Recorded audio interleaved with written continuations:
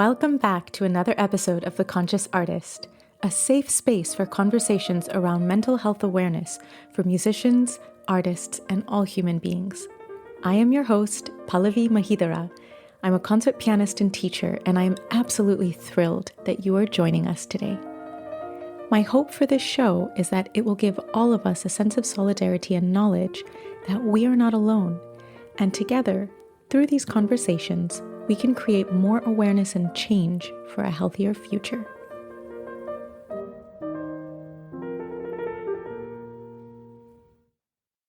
Hello to all my wonderful listeners.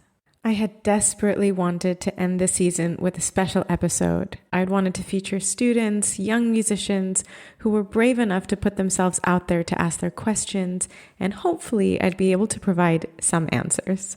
But unfortunately, as usually happens in life, I could not stick to my original plan. Of course, I will be sure to feature these wonderful students in Season 3, but this was a big lesson and a reminder for me.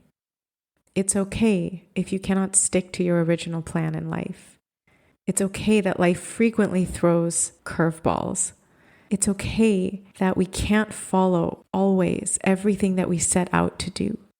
This idea of going with the flow sounds so attractive, but when you have grown up being a people-pleasing perfectionist like me, you try to have things under control, because if not, you feel like you're drowning in the chaos.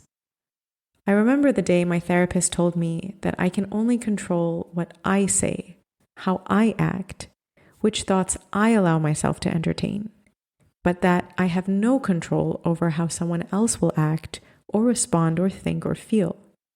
I remember it was one of the most liberating moments of my life. I genuinely felt this huge weight lifted off my shoulders.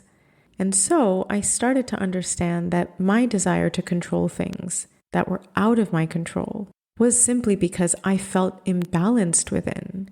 I felt disconnected, I felt disorganized, chaotic, and it's taken the past few years to let go of that perfectionist attitude, to accept that it's okay to change one's plans and one's mind when necessary, that it doesn't make me less than, it makes me human.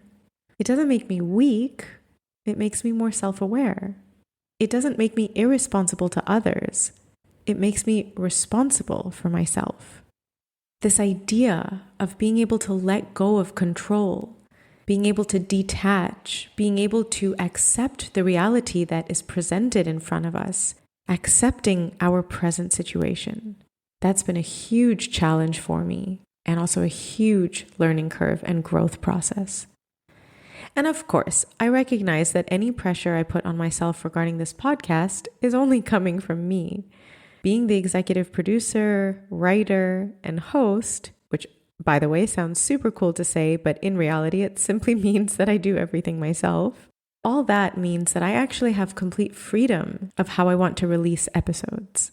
Of course, I've thought of a format and a structure, and of course, I've planned many things in these first 2 seasons. But the coolest part of this podcast for me, besides getting to chat and bond with so many incredible artists and feel so grateful to be entrusted with their stories, is that it has tapped into my improvisatory creative side. I always thought that I don't have a single creative bone for composing or improvising in my body. But I've seen this past year that by creating content for each episode, I'm composing. By not scripting the conversations and just having bullet point references, I'm improvising. And that's such an incredible, exciting personal victory for me.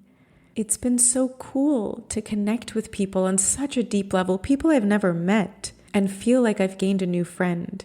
To be able to hear what they're saying and respond with a new idea or with a new way of thinking. It's been incredible. All of this is to say that although I had a different idea for the Season 2 finale, circumstances with my schedule prevented me from following through on my original plan. And I'm proud of myself for not forcing that to take shape and pushing myself past my limits of physical energy, mental energy, emotional energy, spiritual energy, but instead allowing space for something different to be created.